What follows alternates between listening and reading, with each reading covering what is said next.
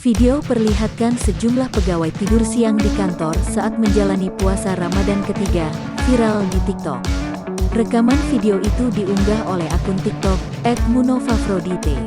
Para pegawai ini lebih pilih tidur siang ketika waktu istirahat kerja. Di video itu, bahkan ada seorang pegawai yang membawa sleeping bag.